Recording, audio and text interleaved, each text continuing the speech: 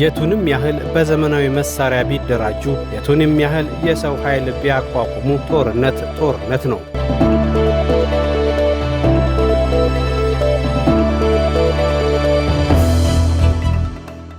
ሁለት ወራት ከ15 ቀናትን ያስቆጠረው የኢራን አሜሪካ ጦርነት በገንዘብም በሕይወትም ሁለቱንም ሀገራትና ሌሎች ተሳታፊ አካላትን እያከሰራቸው ቀጥሏል።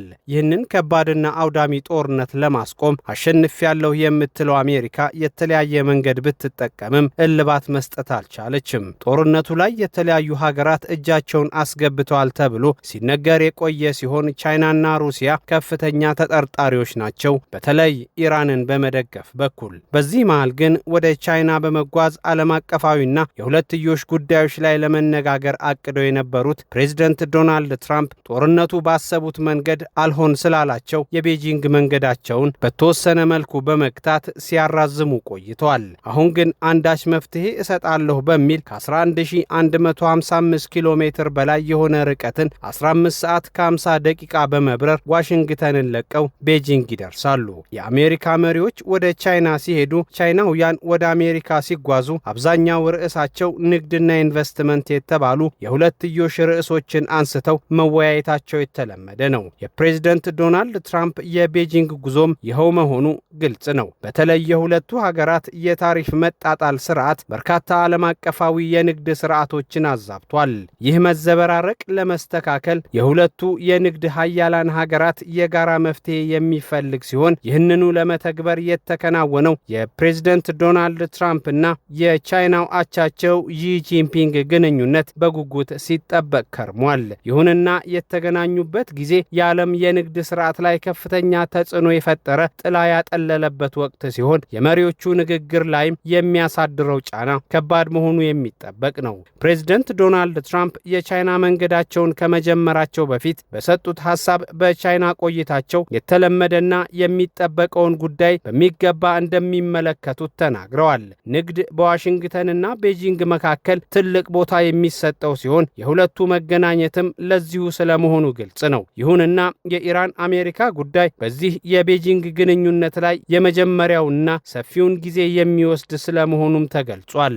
ይህንን በተመለከተ ትራምፕ ራሳቸው የንግዱን ጉዳይ፣ የኢራን ጦርነትና አልሸመገል ያለው የኢራን አስተዳደር ጉዳይ በዋናነት የመቆያቸው ቅድሚያ እንደሚሆን አስምረውበታል። ትራምፕ ዢ ጂንፒንግ ጓደኛዬ ነው ብለው የገለጿቸው ሲሆን የነገራቸውን ማቅለያ ተደርጎ ተወስዶላቸዋል። በዚህ ግንኙነት የጦርነቱ ጉዳይ የበለጠ ርዕስ ይሆናል የተባለው ቻይና ከኢራን ከፍተኛ የመከላከልና የማጥቃት ጀርባ ነበረች የሚል ሰፊ የፕሮፓጋንዳ ዘመቻ ተከፍቶ ቻይናና አሜሪካንን በስልክ ወሬ አቆራቁዟቸው እንደነበር የሚታወስ ነው። በእርግጥ ቻይና በጦርነቱ ላይ አስተዋጽኦ ነበራት ወይንም አላት ለሚለው ምንም አይነት ምልክት ያልተገኘ ሲሆን አብዛኞቹ የሆርሙዝ እንቅስቃሴዎች በተዘጉበት ወቅት የቻይና መርከቦች ጉዞ አለመገታቱ ለንግርቱ በር የከፈተ መነሻ ሆኗል። ኋላ ላይ የተለያዩ ሀገራት መርከቦች በሰላም ያለፉ ሲሆን ኢራን ለወዳጆቼ በሚል ያሳለፈቻቸው የዕቃ ጫኝ መርከቦች በአሜሪካና ቻይና መካከል የተነሳውን ትኩሳት ለጊዜውም ቢሆን አብርዶታል።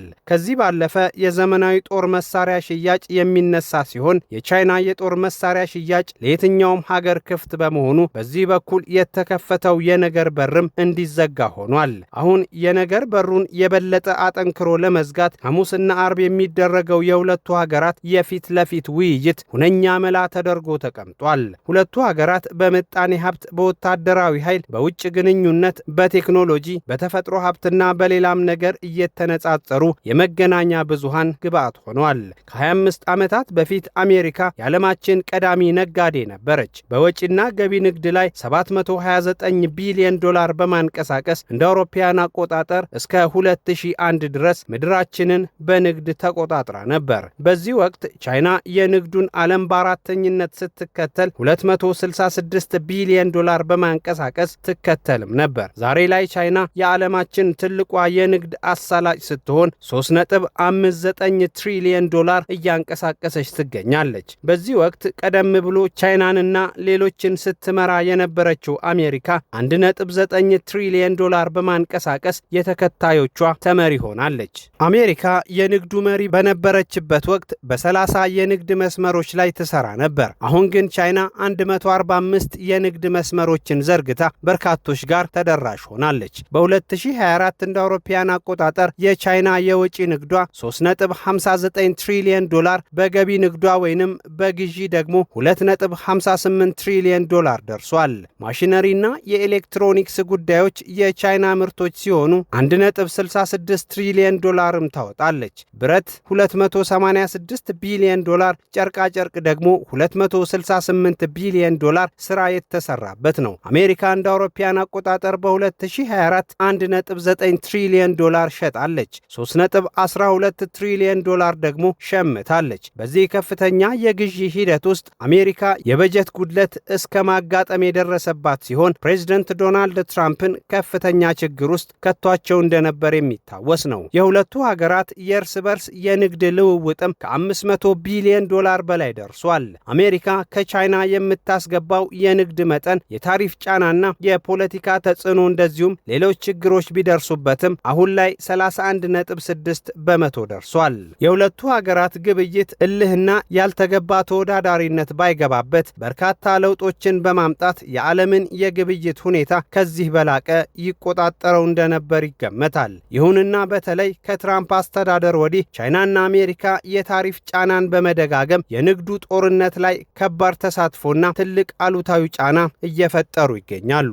የሁለቱ ሀገራት ምጣኔ ሀብት በብድር ደረጃም ፉክክር የሚደረግበት ሲሆን የአሜሪካ መንግስት ከጠቅላላው ዓመታዊ ምርቱ አንጻር 115 በመቶ በብድር የተሸፈነ ነው። በተመሳሳይ የቻይና መንግስት ከጥቅል ምርቱ 94 በመቶ የብድር ጫና ያለበት ሲሆን የሁለቱን ተፎካካሪነት ያጎላ ስለመሆኑ የሚነሳ ነው። የሀገራቱ የብድር ምጣኔ ከፍ እያለ የመጣው ከኮቪድ-19 ወረርሽኝ ወዲህ እንደሆነም በብዙዎች ይነሳል። የአሜሪካ የሀገር ውስጥ ብድር 39 ትሪሊየን ዶላር የደረሰ ሲሆን የቻይናውያን በዚህ ረገድ ጎጂ ያለመሆኑ ይነሳል። የሀገራቱ አንዱ መፎካከሪያ የሆነው የወታደራዊ አቅምና በጀት ሲሆን በዚህ ረገድ አሜሪካንን የሚስተካከል አይገኝም። ዋሽንግተን ለወታደራዊ አቅሟ ማጎልበቻ የምትመድበው በጀት ከቻይናው በ3 እጥፍ የሚበልጥ ሲሆን የቻይናውያን ደግሞ በሀገር ፍቅር እየታጀበ እየተባለ የሚወደስ ነው። የኃይል አጠቃቀምም ላይ በተመሳሳይ የሚወዳደሩ ሲሆን በዚህ ረገድ ግን ቻይና ቀዳሚ ስፍራ ትይዛለች። ሁለቱ ሀገራት በተለያየ ጉዳይ እየተፎካከሩ ያሉ ሲሆን ይህንን ፉክክራቸውን ለማጥበብ ያግዛቸዋል የተባለ ጉብኝት በፕሬዝዳንት ዶናልድ ትራምፕ ወደ ቻይና የተደረገ ሆኗል። የሁለቱ መሪዎች ንግግር ውጤት በጉጉት የሚጠበቅ ሲሆን ለዓለማችን የንግድና ሌሎች ችግሮች አንዳች መፍትሄ ይዞ ይመጣል የሚለው የብዙዎች ግምት ሆኗል። አጃንስ ፍራንስ ፕሬስ፣ ቢቢሲ እና አልጀዚራ የዘገባው ምንጮች ናቸው።